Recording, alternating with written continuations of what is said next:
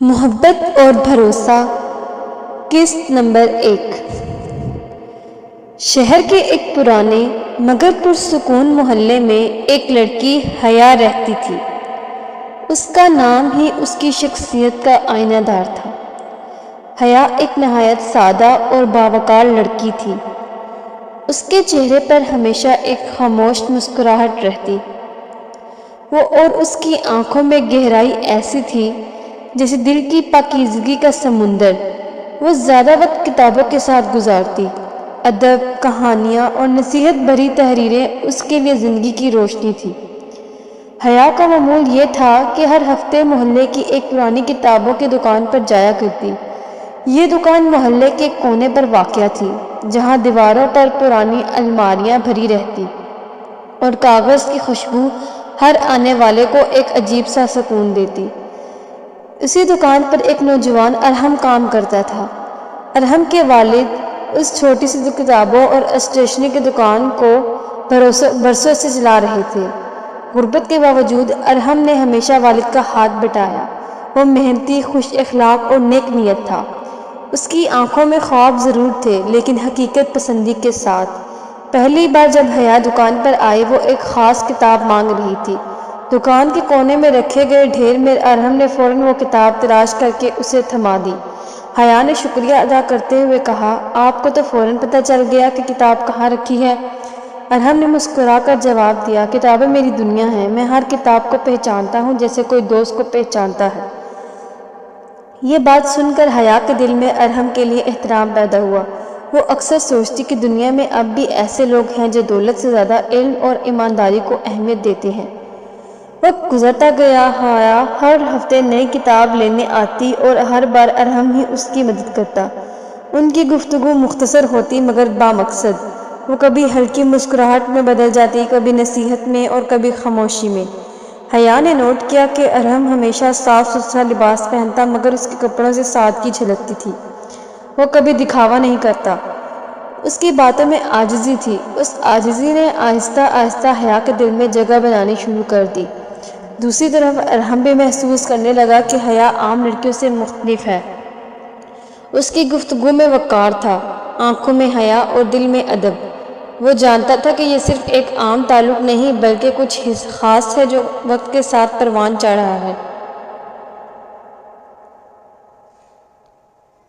قسط نمبر 2۔ زندگی چھوٹے چھوٹے لمحوں کا نام ہے، اور انہی لمحوں میں بعض اوقات ایسے واقعات جنم لیتے ہیں جو انسان کی پوری زندگی کا رخ بدل دیتے ہیں۔ حیا کا معمول اب پختہ ہو چکا تھا۔ ہفتے میں کم از کم ایک بار وہ کتابوں کی دکان پر ضرور جاتی۔ وہ دکان اس کے لیے ایک نئی دنیا کی مانند تھی، جہاں لفظوں میں سکون اور علم میں روشنی ملتی تھی۔ مگر اب اس دکان کی کشش صرف کتابوں تک محدود نہیں رہی تھی، بلکہ وہاں ایک شخصیت بھی تھی جس نے اس کے دل پر اپنا خاموش سا نقش چھوڑ دیا تھا، ارحم۔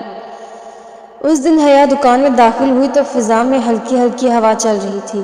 باہر آسمان پر بادل چھائے ہوئے تھے اور اندر دکان میں کاغذ کی مہک ہمیشہ کی طرح تازگی دے رہی تھی۔ ارحم کتابوں کی تربیت میں مصروف تھا۔ جیسے ہی اس نے حیا کو دیکھا، اس کی آنکھوں میں ایک ہلکی سی چمک آ گئی، مگر اس نے نظریں جھکا لی۔ حیا نے نرمی سے کہا، مجھے ایک ایسی کتاب چاہیے جس میں صبر اور شکر کی کہانیاں ہوں۔ ارحم لمحہ بھر سوچ کر مسکرایا اور ایک پرانی الماری سے کتاب نکالی۔ کتاب حیا کو دیتے ہوئے بولا، یہی وہ کتاب ہے جس میں آپ کو وہ سب ملے گا جو آپ ڈھونڈ رہی ہیں۔ یہ کتاب پڑھنے والے کو حوصلہ دیتی ہے۔ حیا نے کتاب کے سرورق پر نگاہ ڈالی۔ اس پر لکھا تھا، صبر کرنے والے کامیاب ہوتے ہیں۔ اس نے دل ہی دل میں سوچا کہ یہ جملہ جیسے اس کی زندگی کے لیے لکھا گیا ہو۔ اس بار دونوں کے درمیان گفتگو تھوڑی طویل ہو گئی۔ حیا نے کہا، کیا آپ واقعی اتنی کتابیں پڑھتے ہیں؟ ارحم نے ہلکی سی ہنسی کے ساتھ جواب دیا، جی، کتابیں میرے دوست ہیں۔ جب انسان کے پاس دنیاوی آسائشیں نہ ہو تو کتابیں ہی بہترین سہارا بنتی ہیں۔ یہ سن کر حیا کے دل میں ارحم کے لیے ایک نئی عزت پیدا ہوئی۔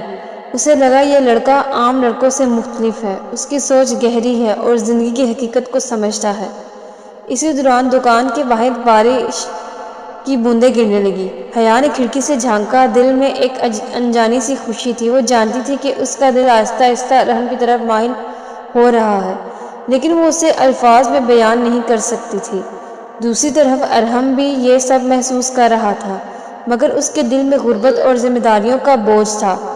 وہ سوچتا تھا، کیا میں کبھی اس کے قابل ہو سکوں گا؟ کیا میرا خواب حقیقت بن سکتا ہے؟ دکان کے اندر خاموش چھائی رہی، صرف بارش کی آواز اور کاغذ کی خوشبو ان دونوں کے درمیان ایک خاموش رشتہ بن رہی تھی۔ وہ رشتہ جسے کسی لفظ کی ضرورت نہیں تھی، چونکہ بعض اوقات خاموشی بھی سب کچھ کہہ دیتی ہے۔ حیا نے کتاب لے کر کہا، شکریہ، یہ کتاب میرے لیے قیمتی ہے۔ ارحم نے بس اسے اتنا کہا، اصل قدر پڑھنے والے کی نیت میں ہے۔ یہ جملہ سیدھا حیا کے دل پر اتر گیا۔ وہ مسکرا کر دکان سے باہر نکل گیا، لیکن اس دن کے بعد دونوں کے دل میں یہ یقین بیٹھ گیا کہ ان کے درمیان ایک ایسا رشتہ بن رہا ہے جو شاید وقت کے ساتھ اور بھی مضبوط ہو جائے گا۔ قسط نمبر 3۔ شہر پر بادل چھائے ہوئے تھے، ہوا میں نمی اور فضا میں ٹھنڈک تھی۔ گلی کے کونے پر موجود کتابوں کی پرانی دکان بارش کی بوندوں سے بھیگ رہی تھی۔ باہر کی چھت سے پانی کی بوندیں ٹپک رہی تھی اور اندر دکان میں کاغذ کی خوشبو اور بارش کی آواز مل کر ایک عجیب سے سکون پیدا کر رہی تھی۔ اسی دن حیا ہمیشہ کی طرح دکان پر پہنچی۔ وہ چھتری تھامے ہوئی تھی، مگر بارش کی شدت نے اس کے کپڑوں کو ہلکا سا گیلا کر دیا۔ دکان میں داخل ہوتے ہی اس نے اپنے دوپٹے کو درست کیا اور مسکراتے ہوئے ارحم کو سلام کیا۔ ارحم نے جواب دیا اور کتابوں کی تربیت سے نظریں ہٹا کر کہا، آج موسم نے سب کو روک لیا ہے، مگر آپ پھر بھی آ گئی ہیں۔ حیا نے نرم آواز میں کہا، بارش کتابوں کے ساتھ اور بھی خوبصورت لگتی ہے، اس لیے سوچا یہ لمحہ ضائع نہ کروں۔ یہ جملہ سن کر ارحم کے دل میں ایک عجیب سے سکون اتر گیا۔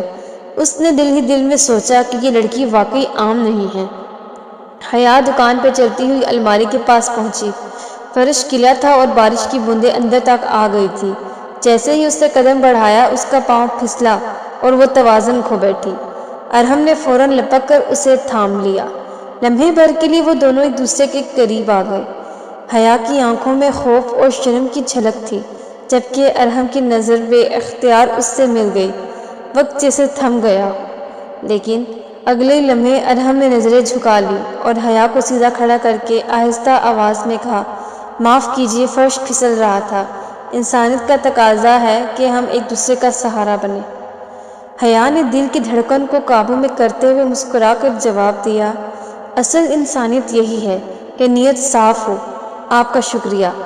یہ مختصر سا مکالمہ ان دونوں کے درمیان ایک نیا رشتہ قائم کر گیا۔ بارش کی بوندیں مسلسل کھڑکی کے شیشوں پر پڑ رہی تھی۔ دونوں خاموش کھڑے تھے، مگر دلوں میں ہزاروں باتیں گونج رہی تھی۔ اس لمحے میں کوئی اظہار نہ ہوا، کوئی وعدہ نہ کیا گیا، مگر ایک انجانا اعتماد پیدا ہو گیا۔ حیا نے کتاب خریدی اور جاتے ہوئے دروازے پر رکھی۔ اس نے پلٹ کر ایک نظر ارحم کی طرف دیکھا، جیسے خاموشی میں کچھ کہنا چاہتی ہوں۔ ارحم نے بھی سر جھکا کر نظریں ملائی اور یوں وہ لمحہ دونوں کی زندگی میں ہمیشہ کے لیے محفوظ ہو گیا۔ قسط نمبر 4۔ زندگی ہمیشہ آسان نہیں ہوتی۔ خوشیوں کے ساتھ ساتھ غم اور مشکلات بھی انسان کے راستے میں آتی ہیں۔ ارحم کی زندگی بھی انہی امتحانوں سے بھری پڑی تھی۔ کتابوں کی دکان چھوٹی تھی اور اس کی آمدنی محدود۔ ارحم کے والد کئی دنوں سے بیمار رہنے لگے تھے۔ دوائیاں اور علاج کا خرچہ بڑھ گیا تھا۔ گھر کے حالات ایسے تھے کہ بعض اوقات کھانے کے لیے بھی سوچنا پڑتا۔ ارحم دن بھر دکان پر کام کرتا اور شام کو تھکا ہارا والد کی خدمت میں لگ جاتا۔ اس کے چہرے پر تھکن کے آثار واضح تھے، مگر آنکھوں میں ایک ہمت کی روشنی موجود تھی۔ وہ جانتا تھا کہ مشکل وقت ہمیشہ کے لیے نہیں رہتا۔ ایک دن حیا حسب معمول دکان پر آئی۔ اس نے محسوس کیا کہ ارحم پہلے جیسا خوش مزاج نہیں رہا۔ اس کی آنکھوں کے گرد تھکن کے سائے تھے۔ حیا نے آہستہ آواز میں کہا، آپ آج بہت خاموش لگ رہے ہیں، سب خیریت ہے؟ ارحم نے ہلکی سی مسکراہٹ کے ساتھ جواب دیا، خیریت تو ہے، مگر حالات تھوڑے مشکل ہیں۔ والد کی طبیعت خراب رہتی ہے، دن بھی پہلے جیسے نہیں چل رہا، لیکن اللہ بڑا کرم کرنے والا ہے۔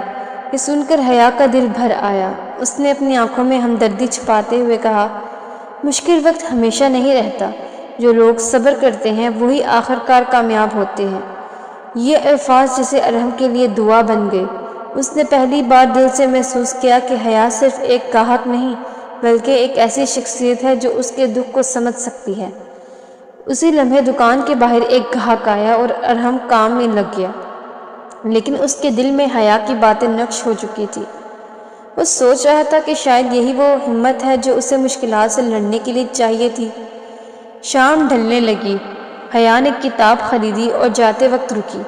اس نے نرم لہجے میں کہا، حوصلہ کبھی مت چھوڑیے گا، اندھیری رات کے بعد روشنی ضرور آتی ہے۔ ارحم نے نظریں جھکا کر جواب دیا، آپ کی دعا ہی سب سے بڑی روشنی ہے۔